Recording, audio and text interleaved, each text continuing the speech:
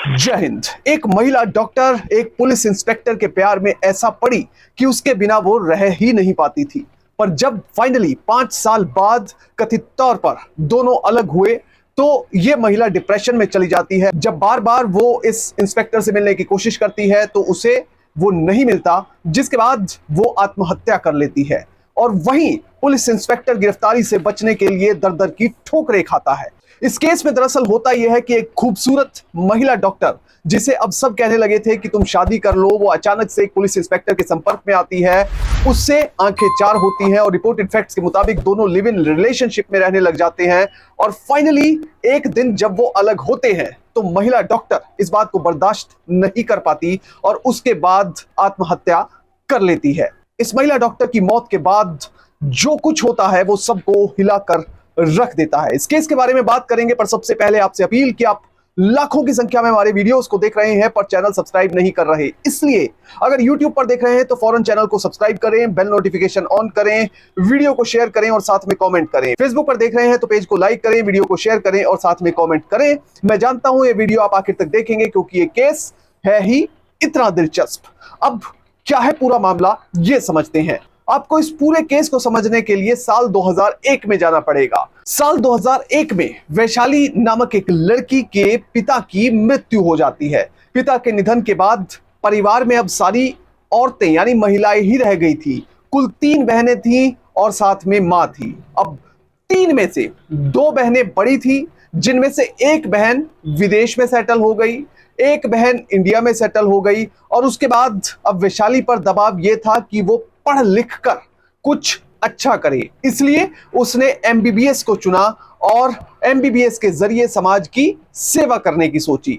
अच्छे नंबरों से एमबीबीएस पास किया और उसके बाद उसकी एक अच्छी नौकरी भी लग गई।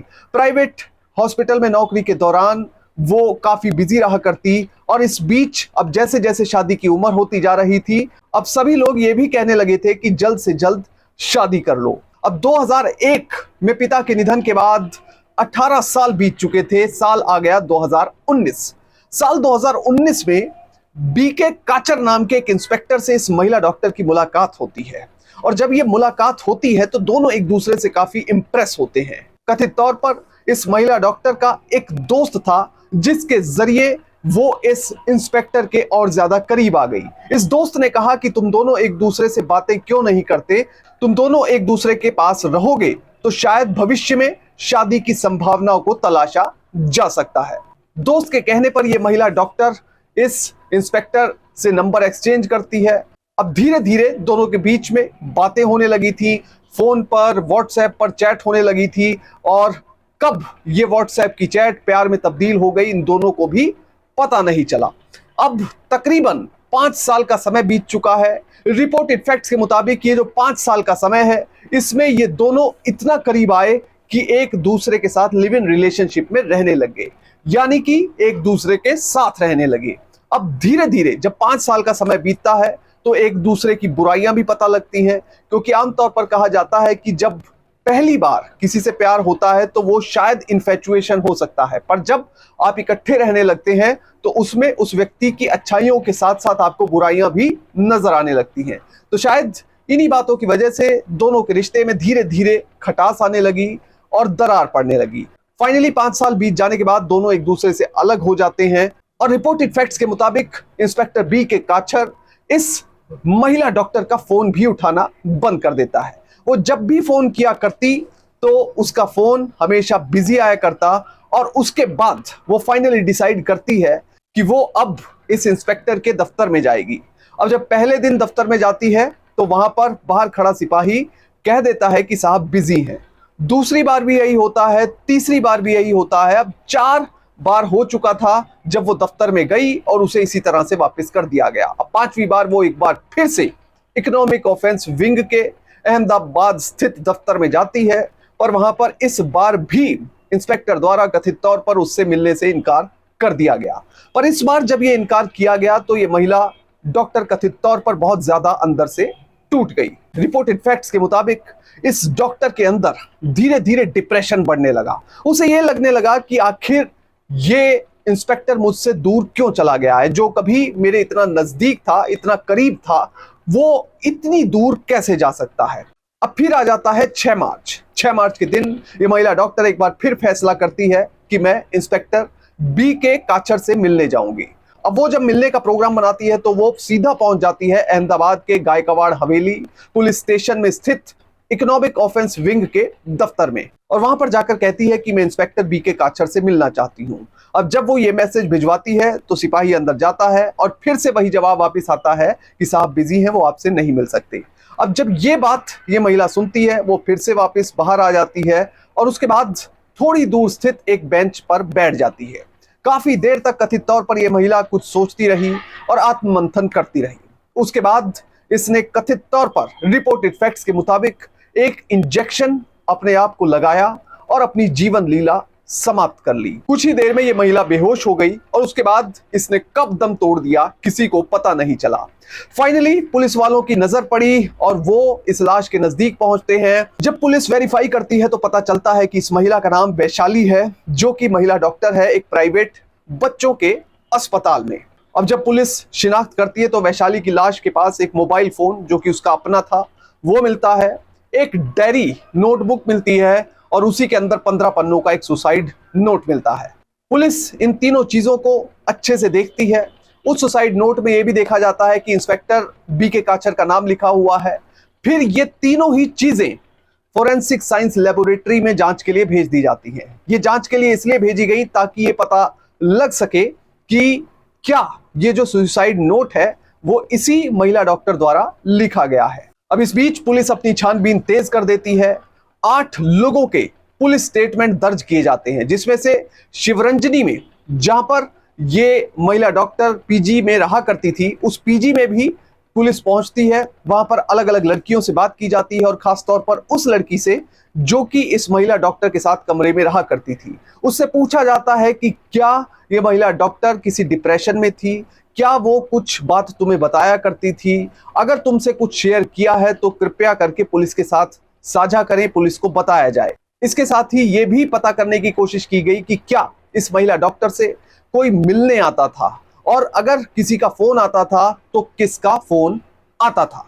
अब जब पुलिस की इन्वेस्टिगेशन चल रही थी, इसी बीच डॉक्टर वैशाली की बहन किंजल पंड्या वो मीडिया के सामने आ जाती हैं। किंजल पंड्या जो कि 35 साल की हैं, वो वडोदरा में रहती हैं। उनका कहना है कि मुझे अपनी बहन वैशाली के किसी भी रिलेशन के बारे में पता नहीं था। मुझे ये नहीं पता था कि वो एक पुलिस इंस्पेक्टर के साथ लिव इन में भी रह चुकी है। और साथ में वो कहती है कि हमारी नजर में तो ये था कि वो पीजी में यानी पेइंग गेस्ट के तौर पर रहा करती थी और बच्चों के एक अस्पताल में काम किया करती थी। वैशाली की बहन किंजल का कहना है 6 मार्च को जिस दिन वैशाली की मौत हुई उस दिन मुझे मेरे पति प्रियंक पंड्या का फोन आया। उन्होंने फोन पर बताया कि वैशाली ने आत्महत्या कर ली है। उसके पास से एक डायरी, एक मोबाइल फोन बरामद हुआ है और डायरी में 15 पन्नों का सुसाइड नोट बरामद हुआ है। बहन किंजल का यह भी कहना है कि पुलिस ने वो 15 पन्नों का सुसाइड नोट मुझे भी पढ़ाया और मुझसे यह भी पता किया कि क्या ये हैंडराइटिंग वैशाली की ही है या फिर किसी और की है। किंजल का यह भी कहना है कि मेरी अक्सर अपनी बहन वैशाली से बातें हुआ करती थी और बातों में कभी भी ये जाहिर नहीं हुआ कि वो डिप्रेशन में थी या किसी के साथ उसका कोई ऐसा अफेयर चल रहा है जिस बारे में वो मुझसे डिस्कस नहीं करती है। 5 साल का समय एक लंबा समय होता है, पर इस दौरान उसने मुझसे कभी भी इंस्पेक्टर के बारे में कोई बात नहीं की। हाँ, इतना जरूर है कि शादी के बारे में मैं उसे कहा करती थी कि अब शादी कर लो, और जब भी मैं उसे ये कहा करती तो जवाब में वो कहा करती चिंता मत करो, मेरी शादी भी जल्द से जल्द हो जाएगी। बहरहाल इस हादसे के बाद डॉक्टर वैशाली का जो शव है उसे महिसागर जिले में उनके पैतृक गांव देवभारी में लेकर आया गया और वहां पर उनका अंतिम संस्कार कर दिया गया। और दूसरी तरफ पुलिस ने अबेटमेंट टू सुसाइड का मामला दर्ज किया इंस्पेक्टर बी के काचर पर। बी के काचर पर जब यह मामला दर्ज हुआ उसके बाद पुलिस ने सर्च ऑपरेशन चलाया इस इंस्पेक्टर को पकड़ने के लिए। इस बीच सेशन कोर्ट में एक एंटीसिपेटरी बेल प्ली लगाई जाती है, एप्लीकेशन लगाई जाती है। उसमें इंस्पेक्टर बी के काचर अदालत में कहते हैं, उनकी दलील थी कि मैं पूरी तरह से इस मामले में बेकसूर हूं, मेरा वैशाली नाम की इस महिला डॉक्टर के आत्महत्या से कोई लेना देना नहीं है, और जो एफआईआर भी इस मामले में दर्ज की गई है उसमें मेरा अपराध साबित नहीं होता, इसलिए माननीय अदालत मुझे एंटीसिपेटरी बेल यानी अग्रिम जमानत दे दे। हालांकि अदालत ने इस पूरे मामले पर गंभीरता से सोचने के बाद इस बेल एप्लीकेशन को रिजेक्ट कर दिया, जिसके बाद पुलिस फिर से इस इंस्पेक्टर बी के काचर की तलाश में बड़ी तेजी से जुट गई। अब कुल मिलाकर इस पूरे मामले में आईपीसी की धारा 306 के तहत अबैटमेंट टू सुसाइड का मामला दर्ज किया गया है। अगर कोई व्यक्ति आत्महत्या करता है और यह पता चलता है पुलिस की जांच में, या फिर यह आरोप लगता है कि उसे किसी दूसरे व्यक्ति द्वारा आत्महत्या करने के लिए उकसाया गया था, तो उस व्यक्ति पर जो मामला दर्ज होता है वो आईपीसी की धारा 306 के तहत दर्ज होता है। इस धारा के तहत 10 साल तक की सजा हो सकती है और साथ में जुर्माना भी होता है। अब कुल मिलाकर इस पूरे मामले से जो सीख मिलती है वो ये मिलती है कि कभी भी आप सरकारी नौकरी में, पुलिस डिपार्टमेंट में हैं, तो कभी भी ऐसे रिलेशन को डेवलप ना करें जो कि आपको या आपके भविष्य को कभी भी खतरे में डाल सकता हो। और इस मामले में भी आप देख सकते हैं कि किस तरह से अपनी नौकरी अच्छे से कर रहा एक इंस्पेक्टर पुलिस से छिपता फिर रहा है, वहीं बेकसूर इनोसेंट महिला डॉक्टर को अपनी जान गंवानी पड़ी। जय हिंद।